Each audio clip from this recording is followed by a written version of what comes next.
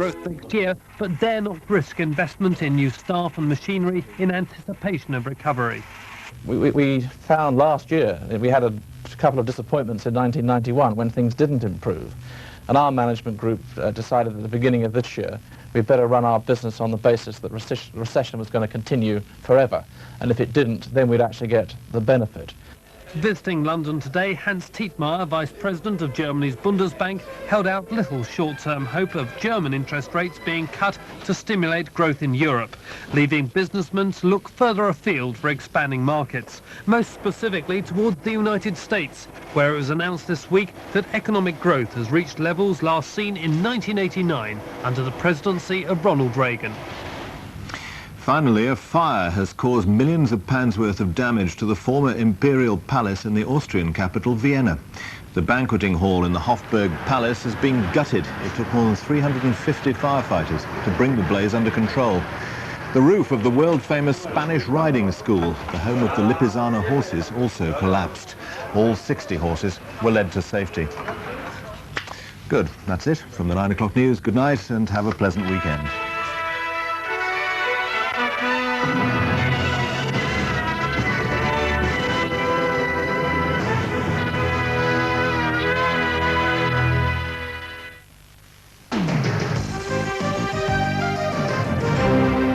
Good evening. The Labour leader John Smith has been visiting one of the Yorkshire collieries threatened by the pit closure programme. He said it amounted to locking away the nation's prosperity. Mark Calvert reports. If the Labour leader needed ammunition in the battle against pit closures, there was plenty here. Prince of Wales colliery near Pontefract has set European production records, yet it's due to be mothballed. The notion that this pit should even have been considered for closure is just absurd. I regard it as a notion of industrial vandalism. But there could be hope for some pits, with the electricity generators apparently prepared to buy more coal. It is very much speculation at this stage, but it's quite possible that as many as 12, or perhaps as few as 5, might survive.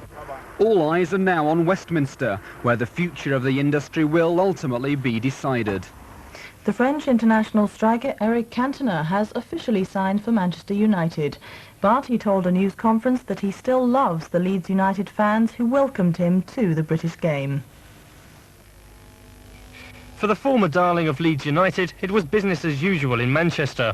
The fans flocked to see their new signing, reported to have moved because he was unhappy at being dropped from last week's game. In Yorkshire, the fans were still reeling from the news of the £1.2 million transfer. I wouldn't mind it if Can't have gone to Man U. Going to them, it's a bit of a disappointment. A little bit of France is going to be missing out of Blades. Ah oui, je n'y comprends rien, moi. I can't understand it at all. Cantona has gone, but he left a parting message to the Leeds fans. I don't know why, but I love you still. And that's it from me tonight. Now the national weather forecast from Peter Cockcroft. Hello again. For the keen weather watchers who were with me earlier on this evening, I'm glad to say the visibility's improved at the BBC Weather Centre and you can actually see me now. You can certainly see a lot of cloud on our satellite picture on the eastern side of the UK. You'll notice somewhat clearer skies out to the west, but we're keeping a close eye on this mass of cloud out in the Atlantic, more wet and windy weather on the way for tomorrow. A succession of low pressures, this one moving away this evening and overnight. This second one moving in for tomorrow, and yes, that one to the south of Greenland will be arriving on the western side of the British Isles during Sunday, so still a very unsettled theme to the weather. Some heavy bursts of rain still around this evening. They'll be clearing away eastwards, and you'll notice quite a few showers showing up over northwestern parts of Scotland, so some wintry showers there overnight, but clearing skies further south and the winds moderating are going to lead to temperatures falling away, a widespread frost, and with that rain earlier, some very wet road surfaces. It's going to be icy overnight. Now tomorrow we'll start off with high pressure, but eventually that little low will show itself up down to the southwest. It'll move in strong to gale force winds, some heavy rain, perhaps even some sleet and snow arriving over the hills of South Wales for a time tomorrow.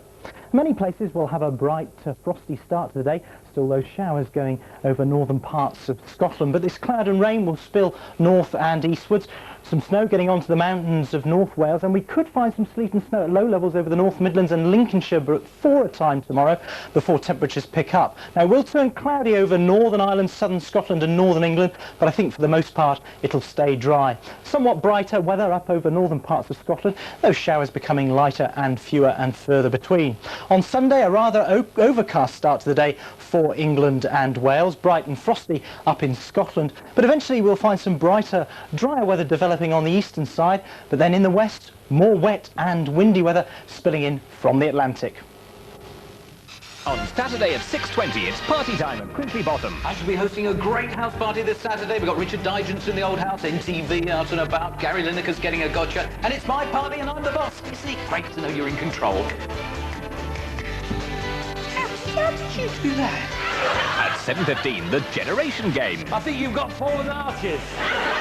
Then at 8:15, a farmer's violent actions highlight the problems for casualty. No intensive care bed? What are we doing wasting our time here? And at 9:25, in a town called Perfection, strange creatures lurk beneath the sand, and they're very, very hungry. Tremors. Now this valley is just one long smorgasbord. We have got to get out. Thrills of a different kind at 11, with all the action from the Premier League in Match of the Day. Saturday evening on 1. Comedian and reluctant Sid James lookalike Arthur Smith joins Terry Wogan for another celebrity-packed Friday night in 50 minutes, with guests including Naked Gun Leslie Nielsen and Kylie Minogue. First on BBC1 drama, as Tony Clark's internal investigations uncover some uncomfortable facts with shocking consequences.